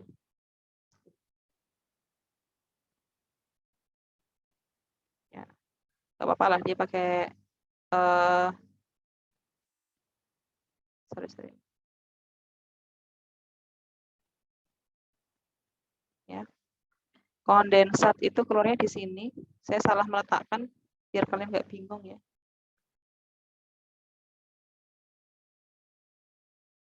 Kondensat itu kan ada kondensasi dari uap panas ya teman-teman. Maka keluarnya dari sini. Ya. Kondensat. Simbolnya tetap S aja karena sama-sama steam keluaran dari steam ya. Steam. Kemudian ini adalah ada produk yang keluar ya. Nah, produk di sini kan dia juga punya sama seperti yang fitnya ya. Dia juga punya M dot ya, punya laju aliran tapi kita kasih P. Kemudian ada fraksi massa dan juga temperatur ya. Nah, temperatur produk itu adalah temperaturnya evaporator. Jadi bukan lagi temperatur awal gitu, bukan lagi temperatur TF, tapi T1 karena dia keluar dari evaporator 1.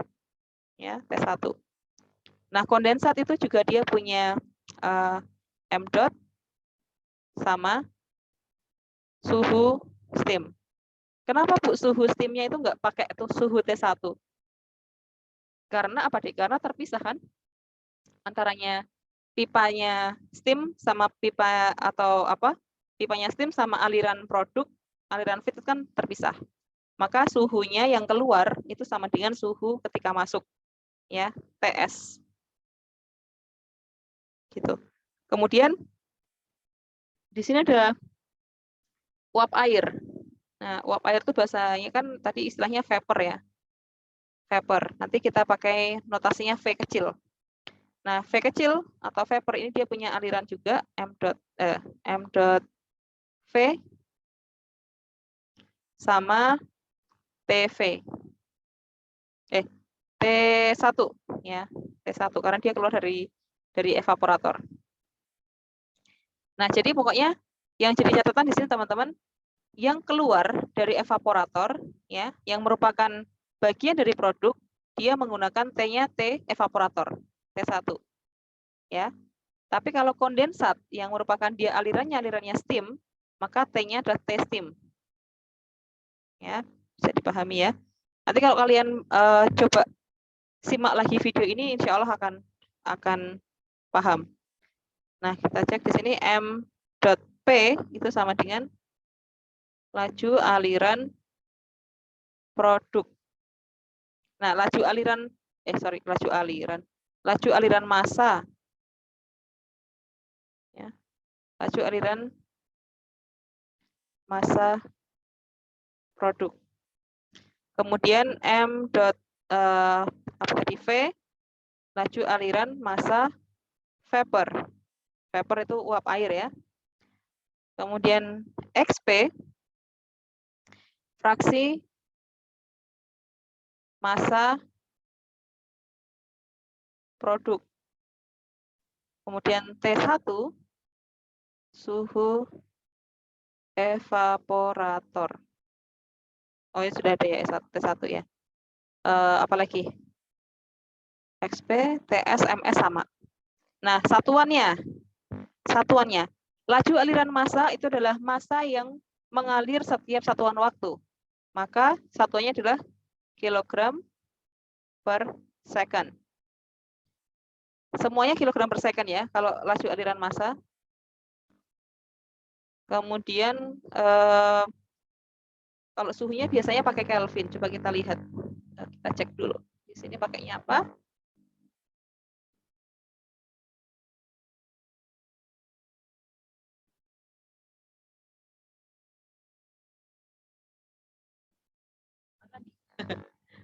Teman-teman bisa cek. Oh, pakainya Celsius ya. Oke, dia pakainya Celsius. Derajat Celsius. Coba derajat Celsius. Kemudian fraksi mass fraction. Mass fraction dia pakainya apa ini? Rumus apa satuannya?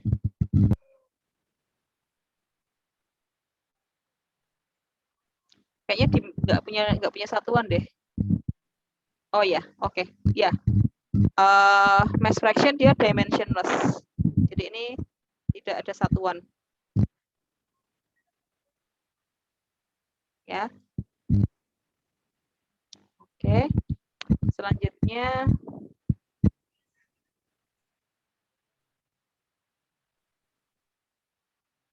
ya. Nah, at least teman-teman pahami ini dulu teman-teman ya. Beberapa istilah simbol-simbol rumus itu seperti ada di gambar ini. Tolong bisa di-mute yang lain. Nah, tak mute aja ya. Nanti kalau kalian mau bertanya boleh open mic. Nah, sementara saya mute dulu. Nah, gitu ya. Oke, ini yang masuk. Ini yang keluar. Jadi teman-teman pahami masing-masing bahan saat dia punya massa, maka dia kalau bergerak pasti dia mempunyai laju aliran. Laju aliran massa itu disimbolkan dengan M dot. M titiknya di atas. Ya. Baik itu steam, feed, produk, kondensat, vapor itu dia punya massa semua. Maka dia punya laju aliran massa. Ya, kemudian ada suhu yang masuk itu ada TS dan TF. Ya. Jadi suhunya feed itu kan sebelum masuk dia punya suhu sendiri, Dek. Ya kan? Raw juice tadi misalkan ya, jus mentah tadi kan dia udah punya suhu nih sebelum masuk evaporator. Sistem juga punya suhu, gitu kan? Nah, tapi ketika dia sudah masuk, ya, ketika si feed itunya sudah masuk ke dalam evaporator, maka dia akan terpengaruh suhu dalam lingkungan evaporator. Sehingga ketika produknya keluar, maka suhunya produk tersebut itu sama dengan suhu evaporator. Ya, walaupun ya mungkin kalau diukur mungkin ada sedikit lah slightly different, ya, slightly different antara suhu evaporator sama suhu produk, tapi ya itu slightly aja gitu, tipis maksudnya, ya. Terus vapor juga punya suhu yang mengikuti suhu evaporator karena dia kan merupakan satu bahan sisa dari feed, ya. Kemudian kondensat dia punya suhunya sesuai dengan suhu steam, yaitu TS. Nah, terus setelah itu, ya, setelah itu teman-teman, kita akan melihat bagaimana menghitung kesetimbangan masanya. Ya. Nah, ini mana tuh? Teman-teman kalau buka buku silahkan dibuka ya. Itu di rumus 8.2. Rumus di 8.2 itu halaman 555. Ya. Nah, mass balance ya sebenarnya cuma gampang aja teman-teman. Mass balance itu kan kesetimbangan massa. Nah, kesetimbangan massa yang mau kita hitung itu kan kesetimbangan massa produk, ya. Kan steam itu kan bukan produk yang mau kita hitung sebagai efisiensi produk kan. Yang mau kita hitung kan produknya, ya. Maka kalau kita ingin menghitung mass balance atau kesetimbangan massa,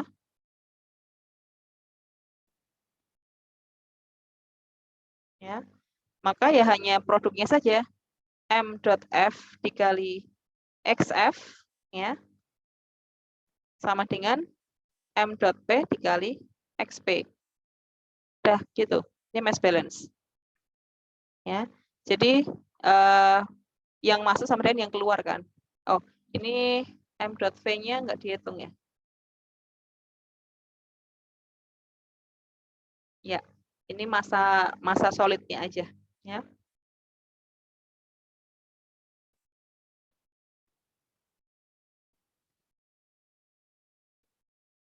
Nanti kalau sudah berkaitan dengan energy balance, dalam hal ini adalah entalpi, ya, itu vapornya dihitung. Tapi kalau yang kesetimbangan massa ini adalah massa solidnya saja, teman-teman. Massa solid. Saya kasih kurung aja ya. Nah, kemudian di bawahnya, di rumus 8.3, itu ada, saya di bawahnya sini aja ya. Ini adalah entalpi balance.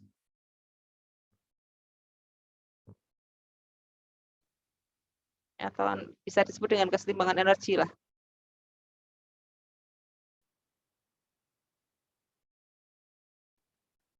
Nah, atau dalam hal ini energi panas ya,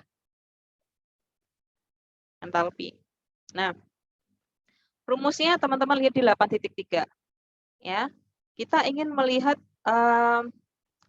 kesetimbangan massa, kesetimbangan entalpi dari sistem tersebut di single effect evaporators, ya.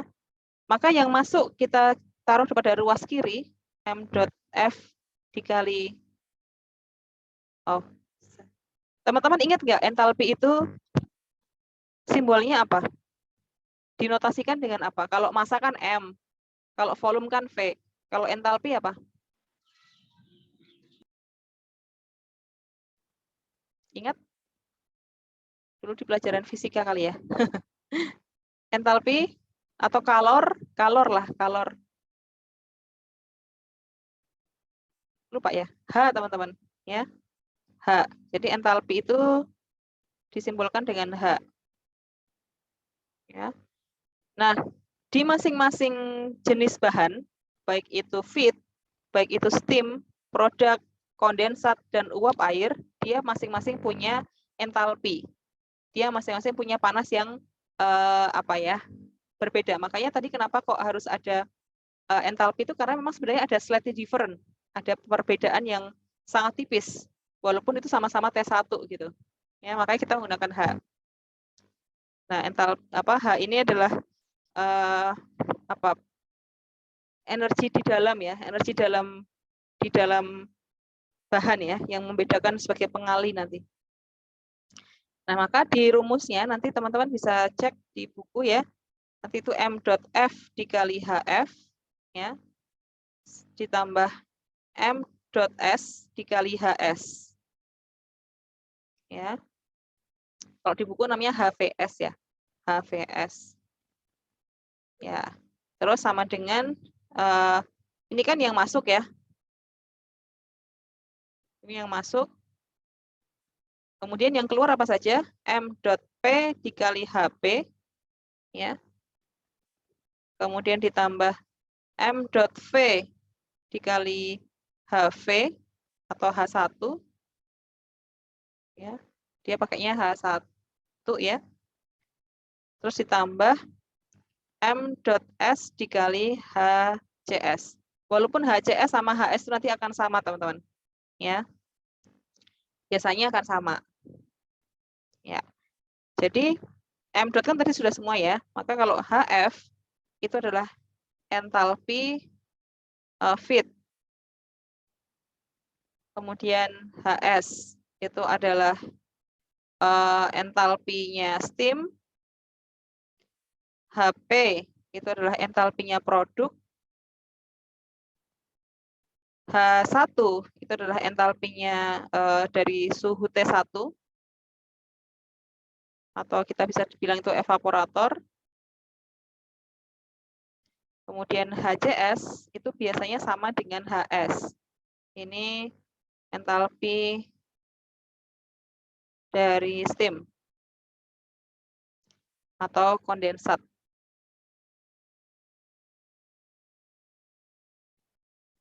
Ya. Rumus ini harus dipahami betul, teman-teman.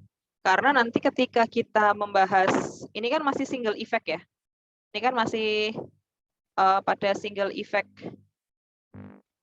evaporators kan.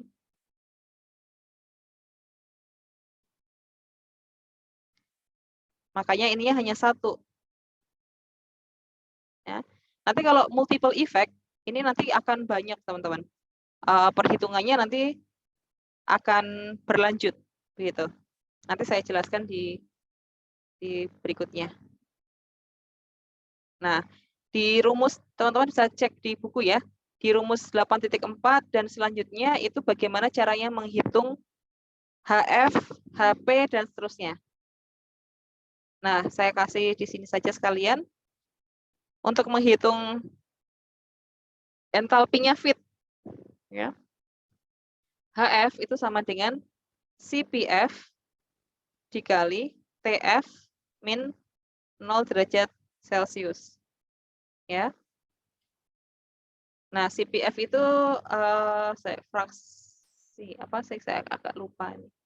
CPF itu fraction ya.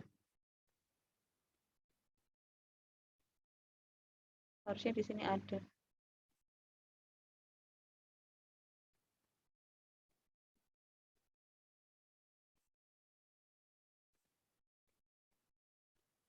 Bentar ya.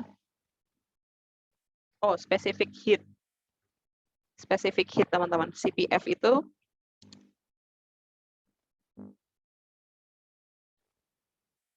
CPF itu adalah panas spesifik. Ya, atau specific heat. Teman-teman bisa lihat di tabel A21. Tolong dibuka sendiri ya. Tabel A21 itu nanti teman-teman bisa lihat panas spesifik untuk masing-masing. Misalkan di sini saya coba cek di A21.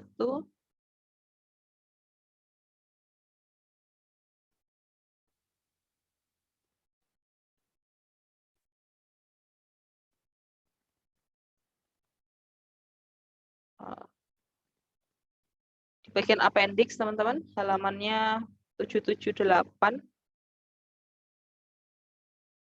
Nah, ini saya coba share screen sebentar dari cancel. Stop share. Share dari buku. Ya.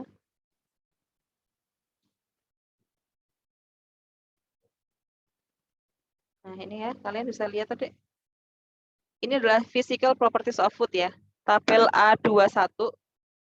Ini adalah specific heats of foods. Nah, ini ada beef. Dalam hal ini adalah hamburger, misalkan. Ada ikan yang dikalengkan ya, canned. Itu ikan kaleng. Starch itu pati. Orange juice, liver atau hati sapi. Dry milk itu susu kering, susu powder gitu kali ya. Butter, kemudian susu yang sudah dipasteurisasi, ada cod. Cod itu kan ikan cod itu ya, ikan cod mentah ya.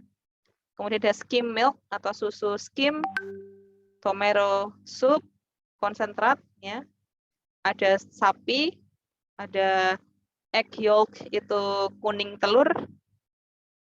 Ini fish fresh, ikan segar, apple, bacon, cucumber, blackberry, veal itu apa saya nggak tahu. Kemudian cheese, shrimp, sardine, carrot ya. Nah, teman-teman di sini bisa lihat misalkan contohnya orange juice ya. Biasanya kan yang digunakan kan yang liquid ya. Orange juice di sini specific heat-nya atau CP-nya itu adalah 3,882 ya. Yang dilihat ini specific heat, teman-teman. Terlihatkah kalian di sini, melihatkah? Highlight ya, saya kasih highlight nih. Orange juice.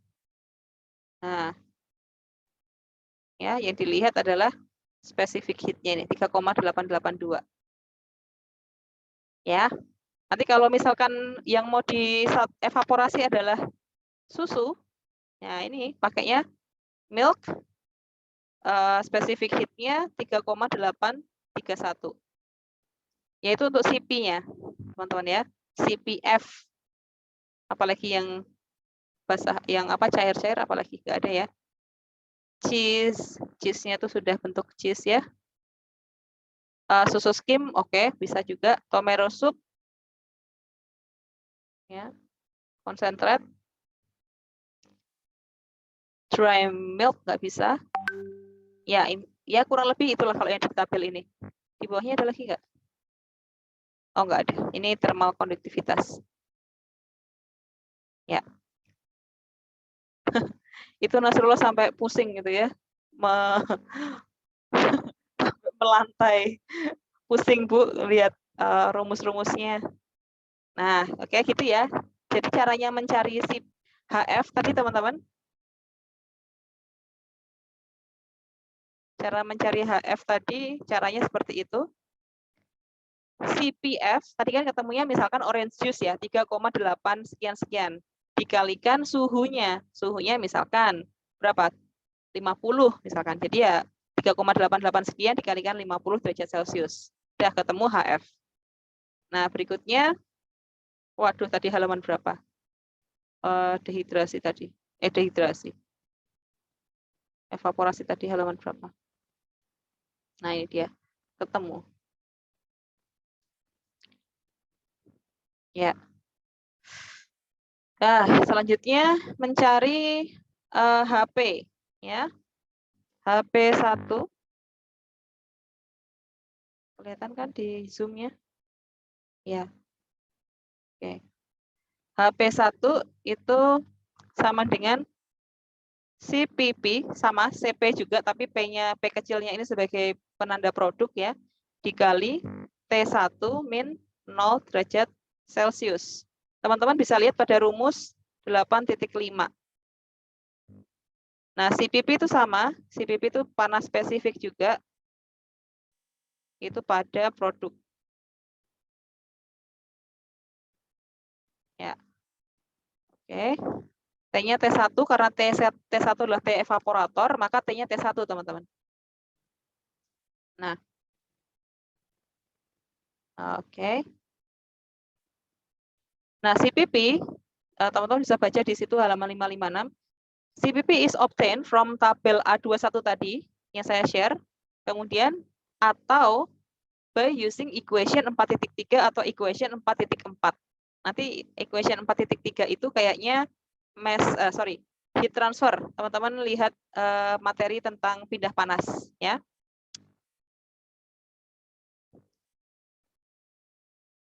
Oke. Sampai jam berapa sih kita tuh? Kayaknya sampai jam 1 ya. Aduh, saya minum dulu.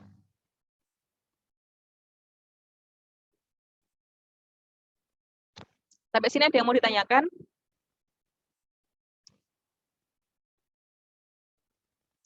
HCS juga sama teman-teman. HCS itu tadi kan di sini ada HCS ya. Nah ini HCS, HS itu sama juga. Jadi masih sama.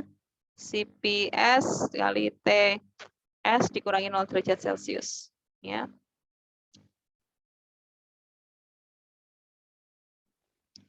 If I'm jangan-jangan salah.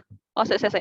The enthalpy HCS is obtained from the steam table. Oh, tabel uap. Ya. Sorry, revisi.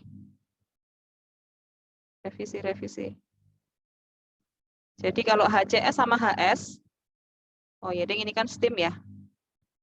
Ini didapatkan dari tabel uap. Nah, tabel uap atau steam table itu teman-teman bisa cek itu di tabel A42. Tabel A42. Saya share dulu. Nanti kalian bisa biar paham deh bagaimana yang mana toh Bu gitu kan. Nah, ini harus saya tuduh ke bahasa Jawa nih ya. Saya perlihatkan ke kalian. Mana share screen-nya. Tabel A42 ya. Ini tadi halaman berapa biar nggak lupa? 556. Oke. Kita cari ini, Dek. Tabel A42 ya. Di appendix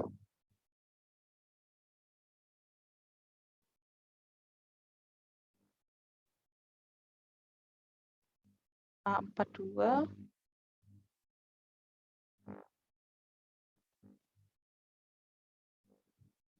A41 A42-nya ya ini. Nah, teman-teman bisa lihat. Properties of saturated steam. Tabel A42. Ya. Kalau A41 tadi bunyinya apa? Physical of water saturation. Ya. Yang ini adalah khusus untuk steam atau uap panas jenuh ya, saturated steam. Jadi cara bacanya bagaimana? Cara bacanya adalah kalian lihat suhu pada steam yang diketahui. Misalkan diketahui uap panas yang masuk ke dalam sistem adalah 100 derajat Celcius. Let's say seperti itu. Nah, maka dicari temperatur 100 derajat Celcius. Oh, di sini. Ya. Kemudian dilihat HC-nya ya, HC-nya. Entalpi kan ini? Ya.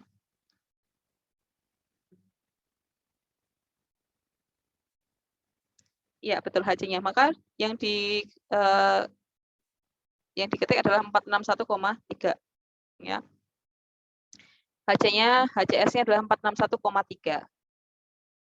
Nah, nanti kalau tidak ada di dalam sini misalkan ya, contohnya diketahui suhu yang dikenakan atau yang terdapat pada steam adalah misalkan berapa ya? 117 ya.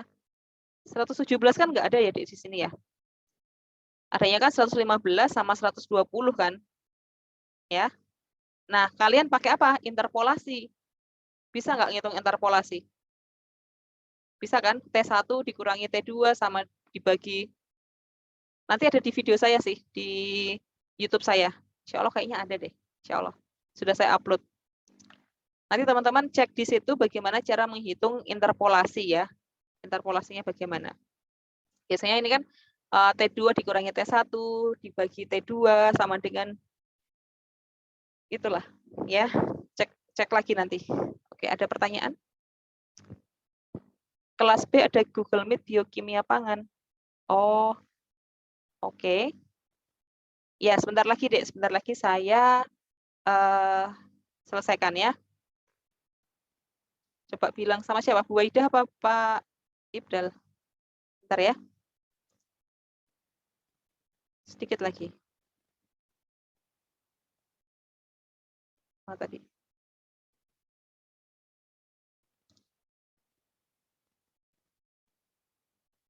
halaman 556.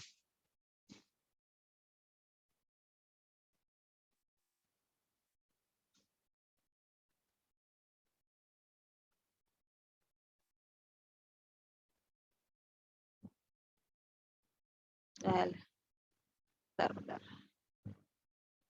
Nanti yang multiple effect mungkin minggu depan aja, nggak apa-apa. Ini saya selesaikan dulu untuk beberapa hal yang di single effect.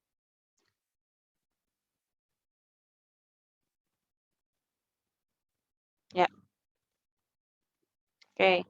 Itu ya teman-teman. Jadi untuk mencari entalpinya kondensat ataupun steam itu bisa lihat di tabel uap, ya. Oke, terus kemudian ada kita menghitung bagaimana caranya menghitung heat transfer ya, laju dari pindah panas atau Q di sini. Q sama dengan ya ini. Q sama dengan UA dikali TS min T1 ya. Nanti dibuat persamaan UA dikali TS min T1 sama dengan M.S dikali HVS dikurangi M.S dikali HCS. Ya. Di mana Q ya, Q adalah laju pindah panas. Laju pindah panas ini satuannya watt. Kemudian U adalah koefisien heat transfer atau koefisien pindah panas. Tadi yang sudah saya tuliskan ya. Satuannya watt per meter persegi Kelvin. Sehingga kalau nanti suhunya masih derajat Celcius, maka harus dikonversi ke Kelvin. Kemudian A itu adalah luas area dari pindah panas tersebut. Nah, nanti akan lebih jelasnya ketika kita membahas soal, Dek. Minggu depan kita bahas soal ya. Tapi teman-teman tolong dikerjakan dulu. Ini halaman 556 di example 8.2. Tolong dikerjakan karena memang di buku ini ada beberapa hal yang sekiranya dia sudah langsung kasih jawaban gitu, tapi tidak memberikan langkah kerjanya. Maka teman-teman tugasnya adalah bagaimana kalian mendapatkan angka tersebut. Ya, jadi misalkan kayak di sini, ada nggak di sini ya? Nah ini kan kayak spesifik heatnya sudah diketahui ya. Apa yang belum diketahui di sini? Nah, kita diminta untuk mencari mass balance sama enthalpy balance. Coba kalian pelajari dulu aja, Dek. Yang halaman 556, example 8.2. Nah, minggu depan kita akan bahas untuk contoh soalnya. Jadi penggunaan rumus ini nanti akan lebih jelas kalau kalian sudah langsung pada soal. Ya, ada pertanyaan lagi sebelum saya tutup? Sepertinya sudah tepat waktu sih. Ya, walaupun kurang 10 menit lah kayaknya, sekitar 10 menitan atau 5 menit. Ya, semoga tidak bingung ya.